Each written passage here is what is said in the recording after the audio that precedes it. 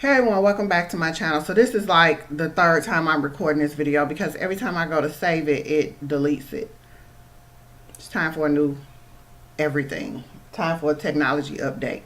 Anyway, I'm in here to do an endometriosis tag. I've been wanting to do a tag for like 2 months and I could not figure out what I wanted to ask or how I wanted it to be. So this will be a two-part tag and I'm going to just get right into it. I'm going to give you guys the questions. I'm also going to put the questions down in the description box so we could kind of get to talking about it. And hopefully I will get some video responses or even just, verbal responses. So I wrote the questions down and here we go. Number one, how was your endometriosis diagnosed? I had abdominal laparoscopic surgery. How old were you when you were diagnosed? My symptoms showed up around my 26th, 27th birthday. It took like a year and a half for me to get diagnosed, so about 28. What stage is your endo? I don't know. I had surgery in 2006, I think. At that time, it was a stage 2. And as you know, your stage is not necessarily a correlation of your pain because sometimes women with the minimal amount of lesions have the worst pain and women with the most have no or bearable or tolerable pain. What is your current treatment plan? I don't have one.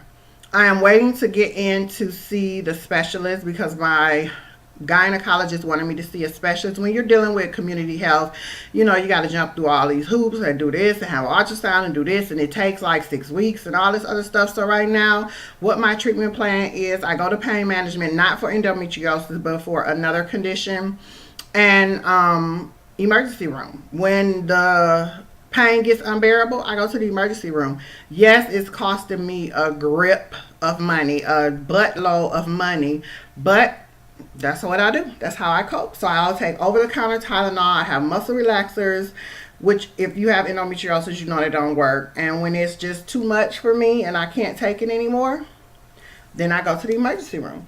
How long have you gone without treatment and how did it affect you? Currently, I have been technically 1 year almost without treatment. I had the Mirena IUD in and I had that bad boy taken out last September. How has it affected me? It makes life harder because the pain is not being treated or controlled adequately. One doctor that has had a huge positive impact on you. Mine would be, I have two, but for endometriosis, mine would be Dr. Randall Barenhout in Atlanta. That man was amazing. When I had private insurance, I went to him for pain management and he was able to locate some nerves in my spine, pretty much down like tailbone area.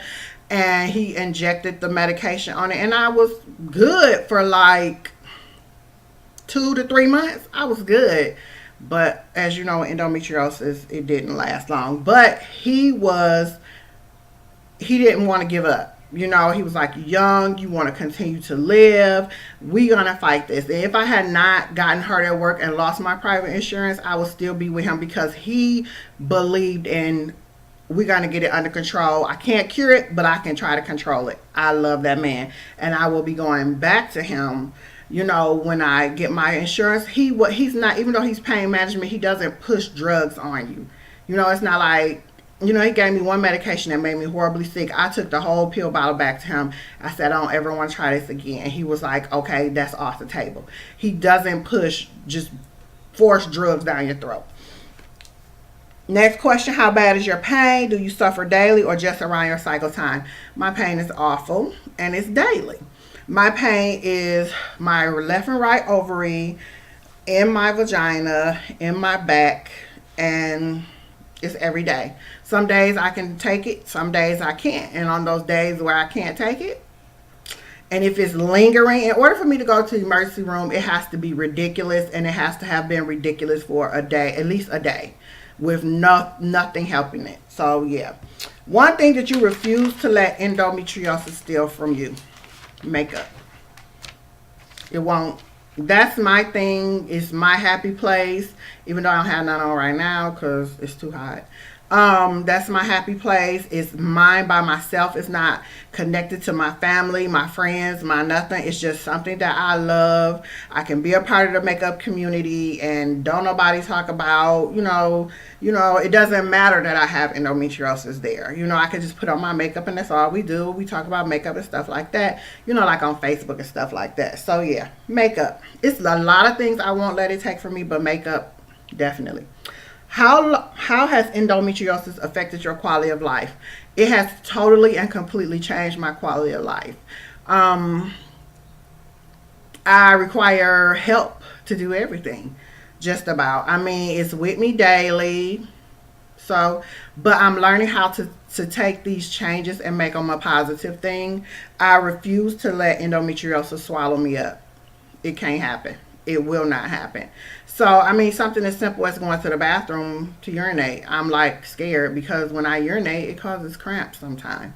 So it's like, oh my God, I'm terrified. It has affected my sex life. And I don't know if y'all know or not, but sex is an important part of life. And child, please, I can't do it. It hurt. That sucks. But anyway, what's something that endo has taught you? And that's the last question.